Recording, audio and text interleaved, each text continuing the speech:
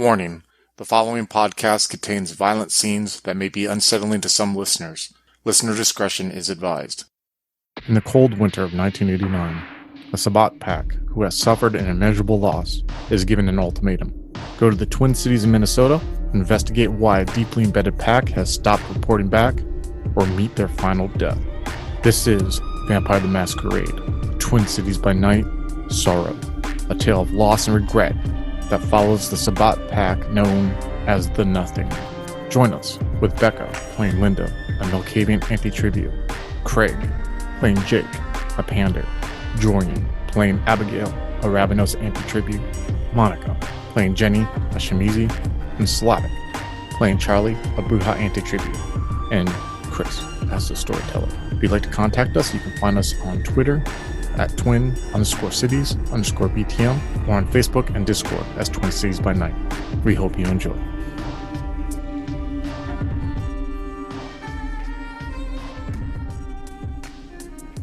Abigail, you are standing like right at the entrance of this little enclave where you see the skinned figure on the crucifix, the weird bodies that seem to be sewn together along the wall. Almost seems like this globe of distorted reality that stands in front of you. And you see Felix is looking at you. He's kind of like next to you. He's like, go ahead, step on in. I know you want to.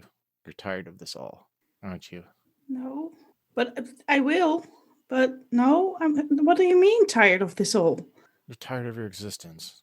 I'm tired and I would like to rest a bit, but I'm not tired of this existence. Go in there. She awaits you. I will, after you answer one question for me. How are you here? You see him smirk at you for a moment. I'll answer that later. Go. Give me a perception and occult roll for a second. Ooh. Or perception. I don't have a cold. Perception and alertness. Okay. What is the difficulty? 6. 4 successes.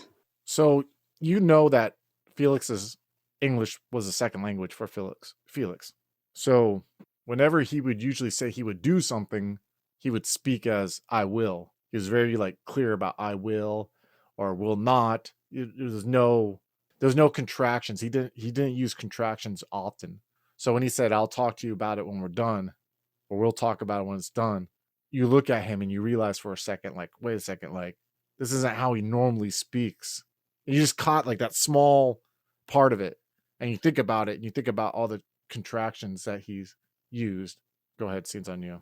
On that little realization, her demeanor will shift from yes, I will do all of this to, you know what?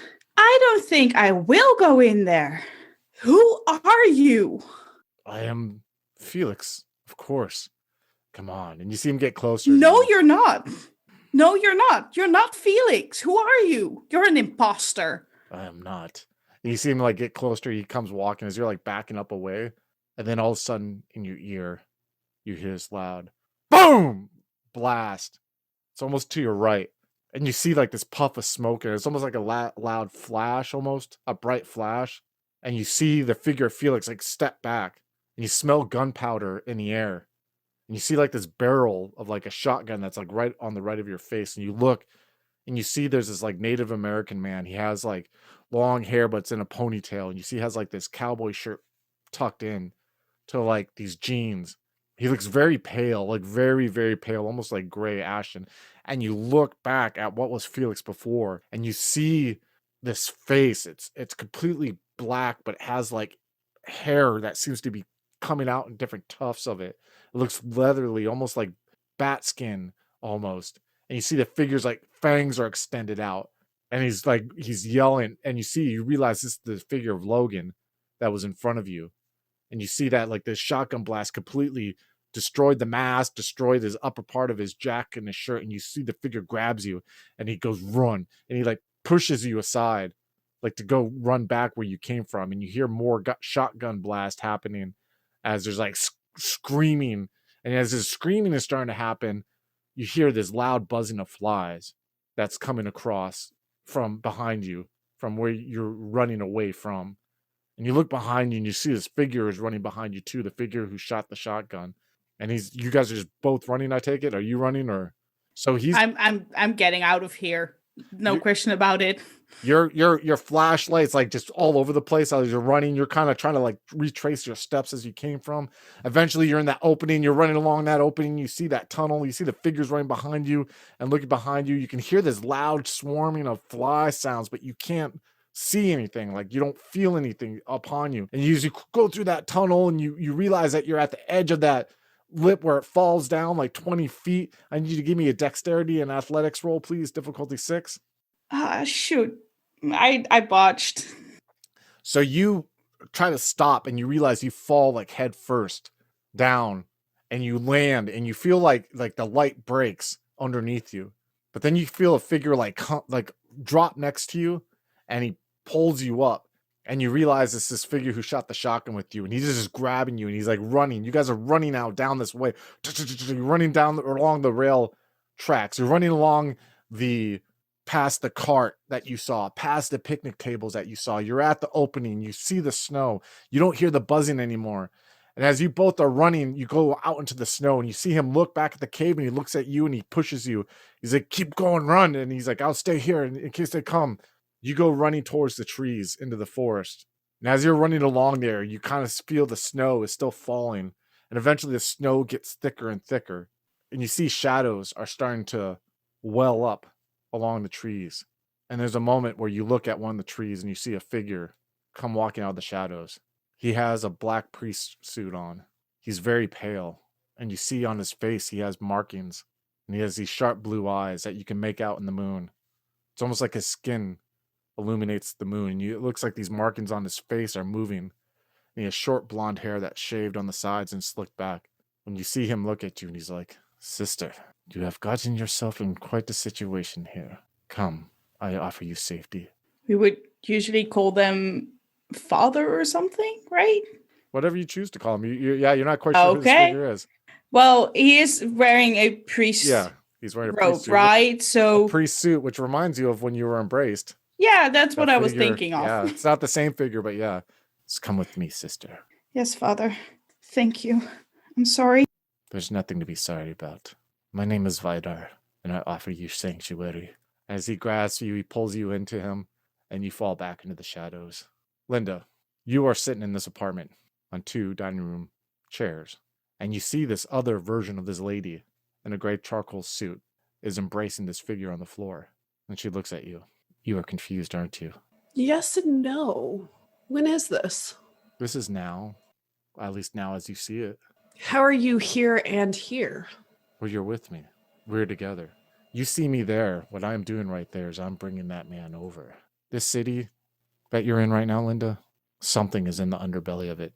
Something has corrupted it. Something continues to corrupt it. In 1945, the city was attacked by members of the sect that you come from, this Sword of Cain, the Sabbat. It was under the guise of trying to take over the city, but in reality, some were searching for something that lies in the city. We didn't know it at the time. I didn't know it at the time. Members of my sect, the Camarilla, tried to defend it, but a lot of people I know who are dear to me died because of a betrayal. Someone in the power of the city made deals for his own survival, and then he backstabbed the Sword of Cain, and now he's in a position of power where he runs things in the city. His name is Philip. I slept after all that happened because I couldn't deal with it all anymore until something awoke in me. Waves changed in the city. There's a group of kindred in the city whose actions set the path that I've been planning in my sleep for a while. See, I'm sleeping right now when this is happening. You and me talking. Not when that's going on. When you saw me before I was sleeping. When we spoke before I was sleeping. We're intertwined, you and I. Is that why you came to me so infrequently? Yes, it's hard at times. But when you came closer, you see, the man who brought you over, his name's Adam. He's my child. When you saw me before, I was with Adam. When you came to the city, you were by me. I'm sure it's not making sense now, but it will. Come on, I have more to show you. She gets up and she opens a door. As you both open the door, expecting to go in the hallway, you walk into another apartment, and you see Kimberly in this suit is sitting and is talking to this woman that's on the couch. She has blonde hair, it's kind of shorter, and you hear this, and she's wearing like pajama pants. It has like a spaghetti string, like loose top on, like to wear to go to bed. And you see this woman on the couch go, but what does Ophelia have to deal with all this? And you see Kimberly like, well, see, what I'm offering you is going to help Ophelia out. She's like, you're not making any sense, lady. I don't get it. Like she's my friend. And she's like, yes, but you're going to help things out with what I'm offering you. It's fine. Don't worry about it. Christopher, I think it's your time. And she's like, and you see this Kimberly get up, walk out the door of the apartment in front of you guys, and you see Christopher walking in, this guy that you saw her bring over. And you see he has a smile on his face. And you see Kimberly that's with you, looks at you. She's like, you don't want to see this. And she gets up and opens the door for you both to walk out and closes it. And you hear screaming from this woman behind the door as she's screaming. And then you're right now on the street corner again, And it's kind of raining a little bit. She's like, I had to make decisions here, Linda.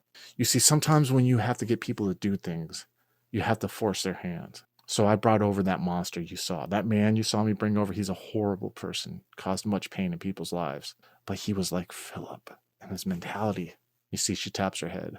And if I brought him over and I made him interact this group of kindred that I say awoke in me, it would get them ready to go against Philip, right?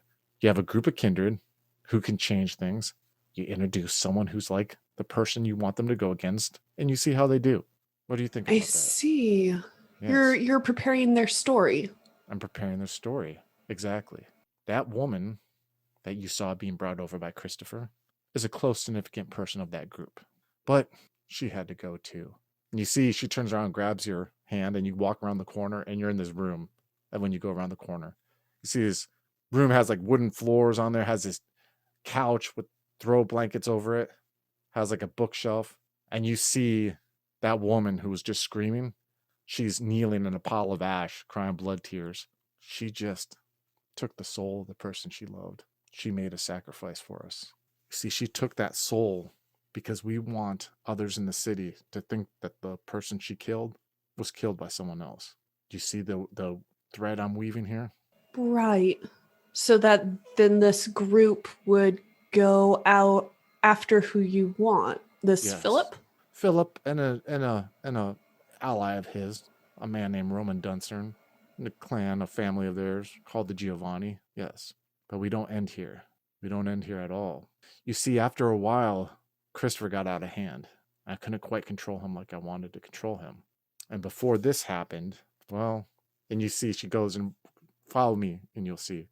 She walks around the corner of this room and you're in this, looks like a hospital. And you see that there's like people who are like kind of dancing to like this old music. And you see Kimberly sitting there at a chair and you see Adam behind her naked. And Kimberly is right next to you. And she's like, you see, he's about to absorb me. Do you know what that means? There's no reaction from Linda when she says that, and then when she asks, she slowly shakes her head no. He's going to take my soul within his. But I'm not done after that. We are all connected. We are more than the mortal coil. You know this. You've known this. There are signs. There's symbols. There's patterns. There's time. And we see all of it. You're not alive anymore, Linda. I took you that night that you saw me, Linda. While I slept, I was able to leave. My mind is able to expand. We are together in eternity, Linda. Do you feel? Do you still see? Linda closes her eyes just to feel what she's talking about, to see if she can get that sensation. Do you feel your family still? And you don't. I don't. But you're part of a bigger family. There's still more to show you. And as she goes and turns around and you grabs your hand again and you walk down the hallway of this sanitarium, you make a right, and then you're in the backseat of a car. Both of you are in the back seat. You look in the rearview mirror and you see this man driving. He has shortish, like auburn hair. He looks very intense. And he's just looking through the windshield at you two, and he has his hands on the steering wheel. We're in two of our family right now. I'm in Adam, and you're in Star, that woman that you saw that was brought over, the one who killed. And we're playing the game right now. That man who's driving us, he's part of another clan that's helping us get the same desired results that we want. His clan is called the Tremere. What we're doing right now is we're going to cleanse Star of the marks that what she did. You see, every time that we absorb souls, our kind, we have marks on us that others can identify. And what we're doing right now is clearing ourselves of that mark. You starting to see now, Linda? I'm sure you're asking why your family was brought here. They were brought here because they were always meant to be a sacrifice. See, within this city is that corruption. Sangler serves that corruption. Think about this. Ask yourself this. Why would they send a pack like you to find something like that? I'm sorry, Linda, but I knew I could save you. I saw this happening in my sleep before your pack was even brought over. One is saved, though. That means well. 2 others, they're around. I'm sure you'll see them again someday. Oh, look, we're at the house here. And then she gets out you see the figure opens the door and you both walk out. You guys go into this house and you see when you go into the house that there's this willowy looking Italian American woman with long brown hair that's parted to the sides.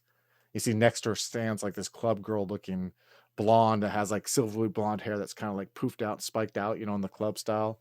And you see that there's this somber looking man who has long brown hair and like a beard. And they're like, please follow us. And you guys walk down some basement steps. It becomes a blur, but eventually you see that they're all dressed in white robes. And they're all chanting and have these knives in their hands. And you're in Star's body, naked, on this cold concrete. And while they're chanting, you start feeling dizzy. And all of a sudden, they leap upon you with the knives. And they continue to stab you over and over and over again as you hear this voice that you're inhibiting, screaming in pain, crying in pain, as they're chanting and stabbing. Blood is splattering over their whiteness. You see on their face they're chanting over and over again until finally the pain stops and you're laying naked on this cold concrete, blood flowing from underneath you, and you hear the willowy Italian woman, blood drenched all over her face, look at Kimberly, Adam. It's hard to make out which one that you're actually seeing now, and she says, her marks are gone. No one will detect what she did. Eventually, you're cleaned up and you're clothed, and you're brought upstairs. And when you're brought upstairs, you see this man who drove you is laying on the floor, crying uncontrollably. You see the glass of this Godfather clock is broken. And there's a moment you squat down and you look at him, and he looks up at you, and you see pain in his eyes, and you feel an empathy for him. You guys get back into the car. Linda, tell me what's on your mind, Kimberly says. What am I to do now? This is why I love you, Linda, so much. This is why I love you so much. And with that, like, Linda just beams more. It's like when that when your mom or dad says, "Oh, I'm so proud of you." It's just like, so Linda, and you make me so happy. There's one in that group of kindred who has seen the corruption in the city, and it's taken its toll on him. I opened his eyes and I had him see, and it's starting to damage him. The thing is, he's connected to us in our family a little bit. He can see slightly what we can. That means you can speak to him. I need you to help him heal. We'll cut to Jake and Jenny. You guys are in this hallway. Go ahead, scenes on you guys. Jake, we've got to get out of here. There's something really freaking weird happening in this house. Yeah, I agree. Let's maybe continue this discussion in the van or something. Yeah, we're gonna try to make a beeline right for the door. So you guys go down the steps, and sitting at the dining room table is this lady, and she has this like bathrobe on. It's almost like those Oriental silk bathrobes. Kimono, excuse me. Yeah, it's almost like a kimono, and she has her legs crossed. And it's this odd contrast because it's like this bright, kitchen with like this, ugly linoleum floor and like this lime green cabinets, and there's this figure sitting there, and the door's in front of you. She's to the right, and she's like, "Oh, look at you two." I think as we're getting down the stairs and notice her, like our pace kind of slows to like from like a rushed walk / run down the stairs to like a gentle step as we like kind of cautiously approach, because she's kind of like not physically but like almost with her presence barring our exit. Jenny, you seem to have found Jake. That's right. You guys are going to live happily ever after, aren't you? What do you want from us? We just want to get the fuck out of here. Well, you see, Jenny, and it's rather unfortunate, but if I let you go, I mean, I'm not stopping you, but if I let you go, you're pretty much dead. You know that, right? What makes you say that? Well, Sangris, he's an infernalist. What? A what? He serves things that your mind can wrap it around its existence. And, well, Logan probably was too. So here's the thing. You leave these doors, and Sangris is going to probably find you and end your existence. Or I can offer an alternative. Jake, how much do you love Jenny? What are you talking about? How much do you love Jenny, Jake? Listen, lady. Oh, Jenny, what does it make you feel like when he's like kind of dancing around the question?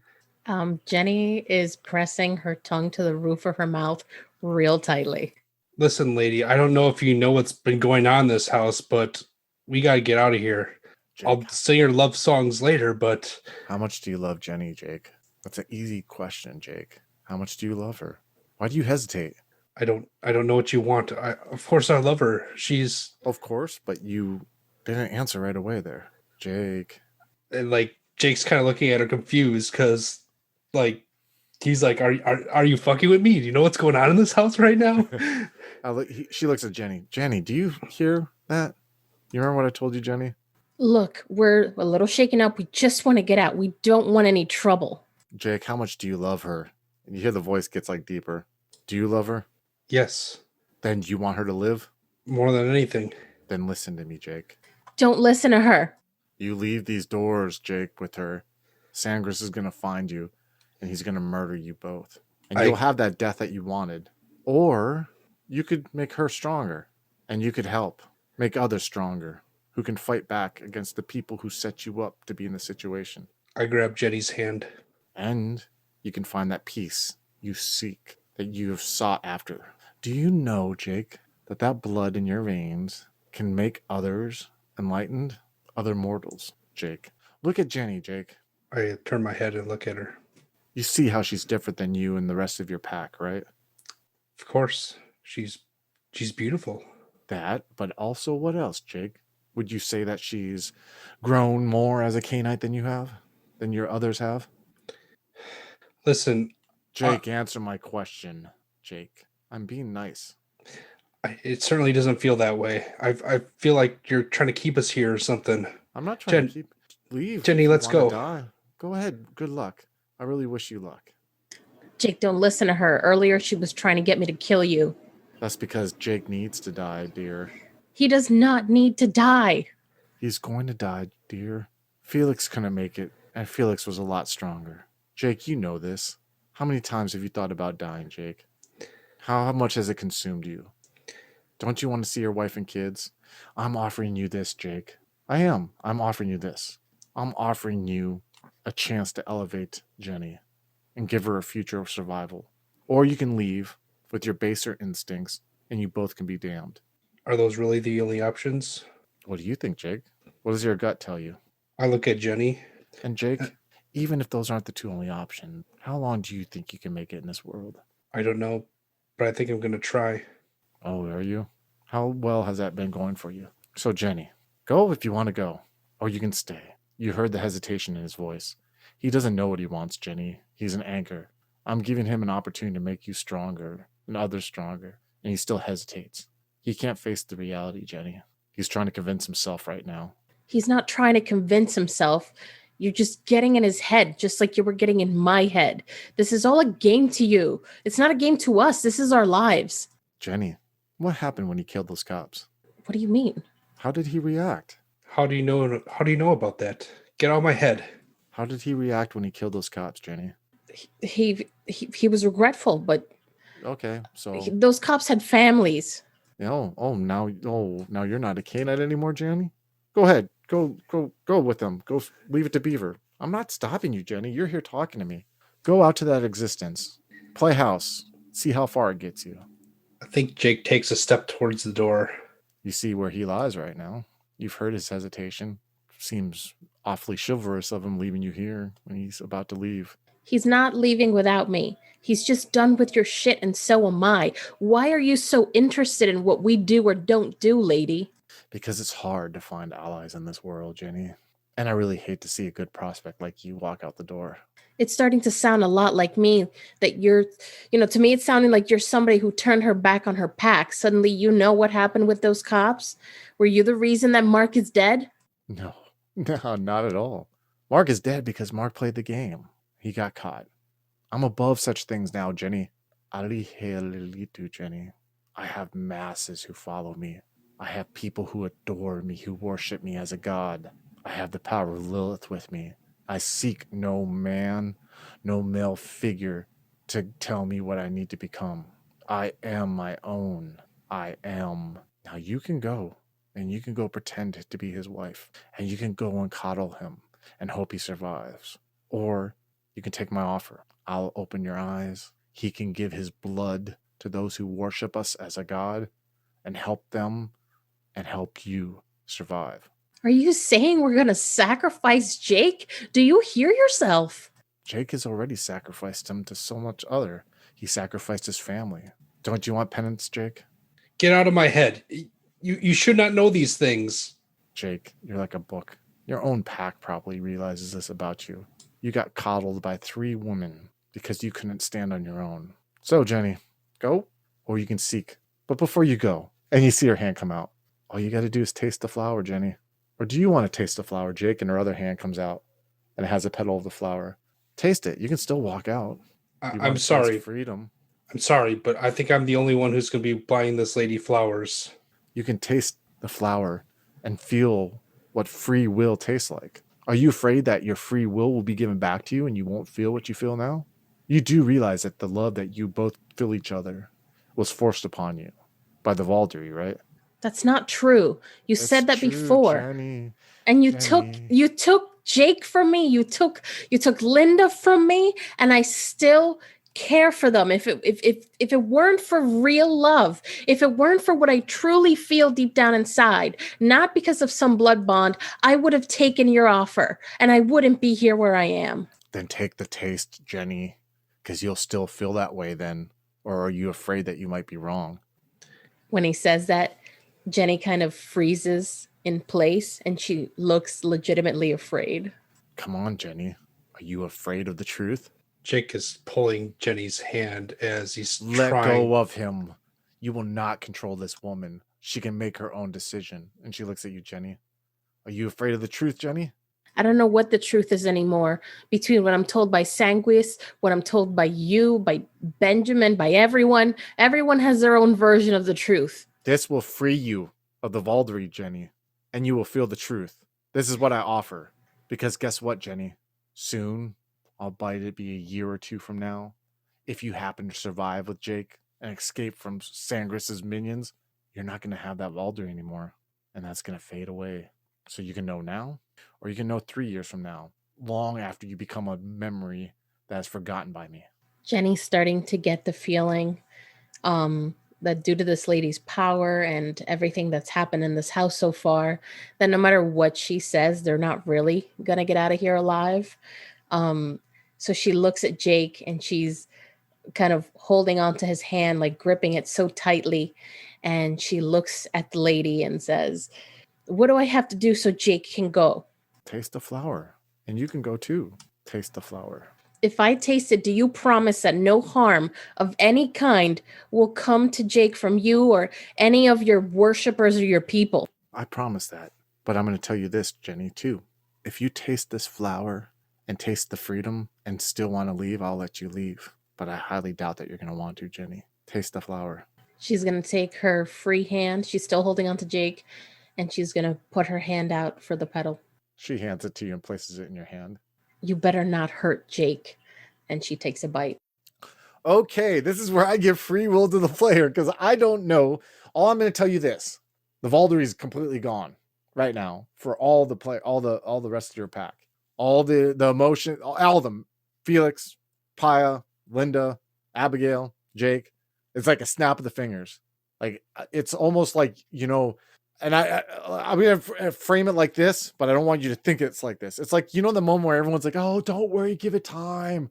When you break up with someone or someone breaks up, give it time, you'll get over it. And you don't think you'll ever get over it until like, wait, one day you got over it. And you're not quite sure when it happened, but it's just not. And you think about that and you're like, I was such an idiot. I should have listened to everyone. And I insisted everyone was wrong. And all of a sudden now you're like, man, I don't feel that way. That's how you feel now. Now, I'm not going to say if you don't personally have feelings for Jake, you know what I mean, or whatever. I'm just saying that structure, that foundation that was built off just collapsed. Now I'm going to put it in your hands. When you look at him after biting it and you see Jake, I'm going to let you decide what you feel. And again, there's no right or wrong answer. I'm not, as a storyteller, insisting that you pick something. This is where you have creative free reign with your character. And please, whatever decision you make, explain that decision so we can get into the mind of Jenny, because I fucking love Jenny. Go ahead. Jenny takes that bite and immediately feels the Valdry just dissolve from her, all the bonds. She no longer feels her beloved Abigail, and as she turns to Jake, it's almost like she's looking at someone that she barely really knows. And the only thing that she can really feel is the past 3 years that she's been with Jake. So that is what she does know, what they've been through together objectively. So she has a moment where she kind of takes a second to clear her head. And as she's looking at Jake, she sees two sides to him. She sees someone who's stuck by her, someone who has protected her when harm has come. And at the same time, she sees someone that is kind of a handicap to the rest of the group because they have to worry about Jake, whether Jake can feed, whether Jake can handle things. So she just kind of takes a second and she just starts to cry because she's so conflicted. And she looks at Jake and says, it's gone, Jake. I don't feel anything. I bit into that flower and I'm looking at you like you're someone that I barely know. Jake like hesitates for a second, and he's gonna try to like pick Jenny up because he still feels it. And if he's able to, he's gonna try to carry her out the door and into the van. Jake, no. She can make her own decision. But I offer you this, Jake. And he put her right hand out. Do you want to taste it? I don't know what sort of high pressure sales tactics you're using, but I just want to leave. You said we could leave. Go ahead. But she leaves on her own free will, not on your will, Jake. She's not your comfort blanket. I look down and I see Jenny's just like in my arms. Jake, just taste the flower. I can't quite explain it to you. She did this to my head earlier, and she said that everything that we feel is something that was forced on us. When we drank each other's blood, it made this bond that we can't escape. When she talked to me about it earlier, I couldn't feel you for a second, and I couldn't feel Linda. But then when everything was done, I still can't feel Linda. I think she may be gone, and if Linda's gone, then Abigail's in danger, and this lady may be saying the truth. Does Jake feel Linda and Abigail still? You don't feel Linda, but you feel Abigail. Oh, shit. Oh, that shit. That gives credence to the shit that's like been propagated like right in front of him. Yeah. Jake sets Jenny down. Is this what you want? I just want you to feel what I feel. If something took Linda, it could be coming after Abigail next. We were separated, and then we don't have the power, Jake. You and I, we don't have the power. We're so new at this, okay? Maybe if we take a little power from her, we can save Abigail, and then we can make our own way. We don't have to go back to Montreal. Or Jake, you can just go. And she just looks at you like smirking a little bit. But after you taste the flower. Jake nods and trembling, he reaches out his hand. She puts the flower in your hand. And he takes the petal up to his mouth, closes his eyes, and sets the petal on his tongue and closes his mouth. As soon as you close your mouth, it's almost like bam! It's almost like a slap across your face. You're hit with all these emotions of seeing your wife, your baby. You open your eyes and you see her without the Valdry. What's going on in his head right now with this? I think it's confusion because apparently like this sort of thing just snaps because he's experienced it before. And I think the biggest thing, like, because with Felix and Paya, like his feelings based on them personally were not very good, not at all. So he felt immediately resentment. And was like looking down at Jenny, who's like kind of set down by now, but like she is still next to him. Like he's looking at her like sort of like this, I'm not sure the words, like some like emotional life raft and a crutch. Like a crutch, but I think he does love her. Okay, yeah, I can get behind that for sure. So scenes on you guys. Go ahead. Do you still want to leave? I don't know what I want, Jake. I'm just so scared. I can't feel Linda. I couldn't feel Linda at all. And I don't want us to just do things for ourselves. We still owe it to Abigail. We may not feel the same way that we did just a few minutes ago, but it's still Abigail. Jenny, your family's gone. The thing that held you all together, indentured, is gone. Jake, I think you should probably go. You'll find your own way.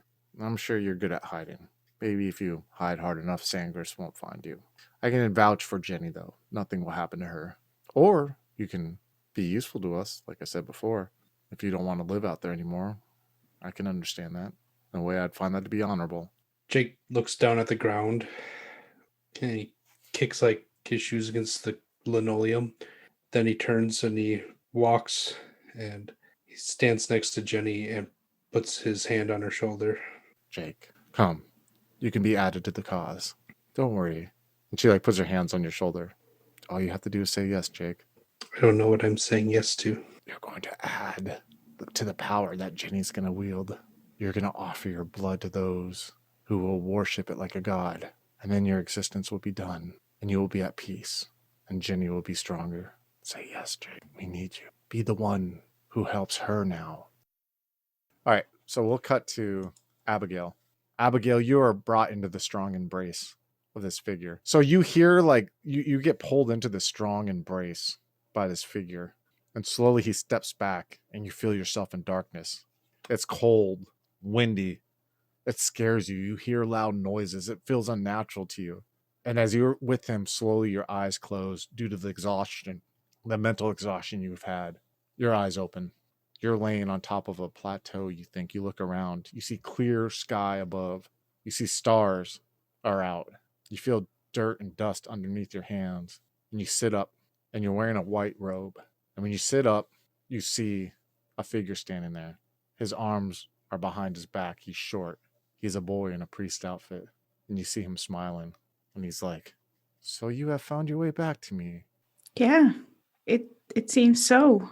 I remember you saying that would only happen if it had to. And it seems that it has had to. Come with me, Abigail. And he comes and he offers you his hand. Of course, I'll take it. No problem. And you walk along the top of this plateau and you see that there's you look and it almost looks like one of those old Hispanic native they're built of the same stone that is around there, it almost looks like it was like a monastery at one time. You see this, it looks like a classical kind of monastery. And it's really hard to make out the colors at night, but you see torches are kind of at certain peaks of it. And he walks up these steps that are outdoor steps, still outdoors. And there's about 20 of them. And you get to this little courtyard kind of thing that's on top of there. And you see that it's there's some flowers and some plants are along the edge. You see there's these, the same tan color stone has handrails and rails that go along it. And you see that there are chairs that are there, along the side. They're old, carved of looks like the chairs conquistadors would have brought to the land. They have intricate carved of wood and they're 4 on one end and 4 on the other. And you see that there's one at the head of it. And this is all outdoors. And you see sitting at the head of it, that figure that came and got you, the one with the tattoos who identified himself as Vidar. And you see on the left of him is that old man that was missing the eyes, the whole old Hispanic man. And you see the boy goes and sits across from him. And you see that Vidar is sister, have a seat. I won't hesitate. I'll take that seat. So I have an offer for you. Let me tell you what happened to you there. The ones who sent you there, they're like what we are called infernalists. They serve demons and devils, and they sell their souls to gain power. They're the bane of the sword. And you came upon them. They tried to feed you to one that they serve, one I've been hunting for a long time, one that a pack of mine has been looking for the last 60 years. Do you want to join that fight? Do you want to be a prophet? Yes. They used my family against me. Yes. Well, don't worry. You are part of a new family.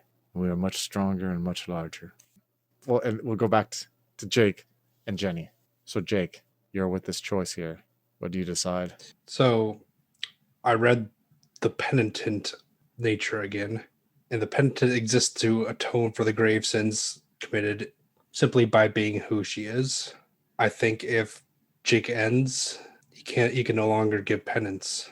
So he's gonna walk out the door. Yeah, I think he's gonna turn around and like look at Jenny one more time. I still love you. And as he's walking out, like he's kind of singing this little song. And she'll promise you more than the Garden of Eden. Then she'll carelessly cut you and laugh while you bleed. But she brings out the best and the worst you can be. Blame it all on yourself, 'cause she's always a woman to me. And as Jake walks off and the door closes behind him, you feel a hand on your shoulder and you're like, come, Jenny, it's time to evolve. So, Linda, you're in the back of this car with Kimberly. And she says, Linda, I need your help with this. And you know what you need to do. You need to help this man. Help him heal. Help him win his struggle. Tap into that healer that you were at one time. Close your eyes, Linda. Linda will close her eyes. Now open them. She does. When you open your eyes, you see yourself in your old office from when you were a mortal.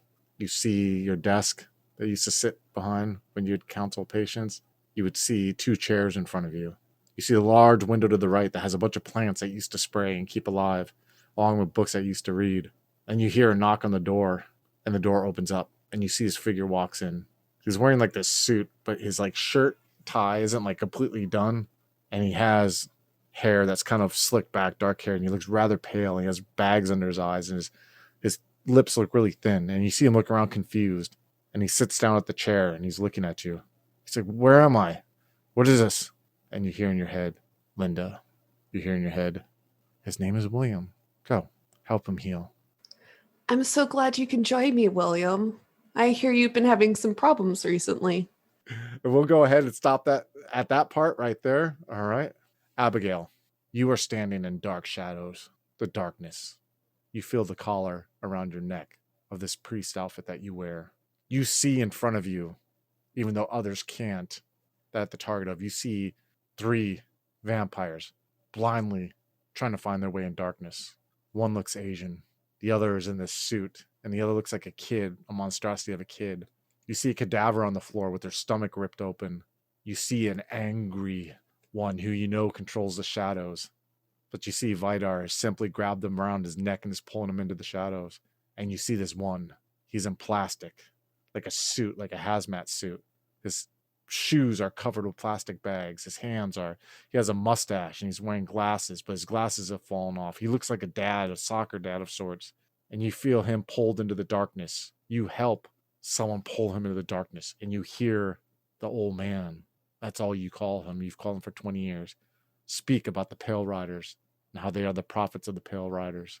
As the darkness encloses and you step onto it, into this monastery that you have spent the last 20 years going back to, you see this figure in this plastic suit on the ground, and he looks scared and fearful.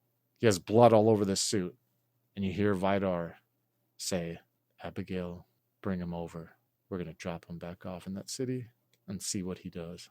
Yes. And she dies on him. Jenny, that night, it's hard to imagine 20 years later. You were brought into a room with her. She explored your body like you couldn't imagine. But then she brought pain as she hung you from chains. But through this blur of pain, and the weeks went on, you found self-enlightenment. Soon you were brought before this cult who worshipped you too like a god. There was one moment where you were in this mass of bodies, while 2 initiates were getting plundered physically by other members of this cult. And while they're getting plundered, you're feeding them blood from a bowl. And you looked up and you saw Mallory smirking at this, you assume, another vampire who had walked into the room. And you saw the effect she had on that vampire, this female with long brown hair, as she stumbled out as you felt the swarm of these bodies around you. But things got intense not too long after that. Mallory told you at one gathering where someone had been murdered, chaos had ensured. She said, well, it's time for them to die. It's time for us to start clean again. And as you were standing in the snow with her yards away, you saw her smile. You saw those bodies start dropping in the snow, one after another, after another, after another. Jake, where did you go when you walked out the door? I think Jake thought about taking the minivan and got as far as to like open the door and about to step inside it, but then realized that it's not for him. So he just reached into the back seat and collected his guitar and started walking the roads, and probably made it into the middle of the city. And still dark out. This is probably the longest night of his life. And I think he just makes his way into a bar. 20 years later, you find yourself still in the city. You befriended this man named Carlos, who you knew was one of you, who your paths crossed. But also on top of that, a man came to you one night recently and knocked on your door. And he introduced himself as Aaron. He was a Native American, had longer hair, and he said it was time to either sit there and not do anything or to do what needed to be done in the city. The camera zooms out and focuses back in to the mine. And a figure walks out of this mine. And you see there's a moment he looks around, disgusted, ugly, leathery face with his fur patches sticking out of it. And he walks back into his trailer and closes the door. 20 years later, a hulking figure is standing in the park with a hoodie zipped up and a hood pulled over his head. And the figure walks out of the shadows wearing black jeans and a hoodie and has a black bandana wrapped around his face and says, "Lenny, here we are again. You said you wanted some information from me, didn't you?" And you see him go, "Yeah." It's like, "You and that family of yours all the time. Here's the information that you need, buddy." And he tells him some information about the location of someone. And as he walks away after that interaction, he pulls out his cell phone and he says into the cell phone, "Yeah, Philip. Yeah, it's me. The wheels are turning again. She will be fed. She will be fed." And the cell phone closes. And that, folks, is Vampire the Masquerade, Twin Cities by Night Sorrow. Thank you for listening. If you're enjoying Vampire the Masquerade, Twin Cities by Night Sorrow, I would highly recommend Vampire the Masquerade, Twin Cities by Night Dread, our third story arc and most often cited by listeners as their favorite.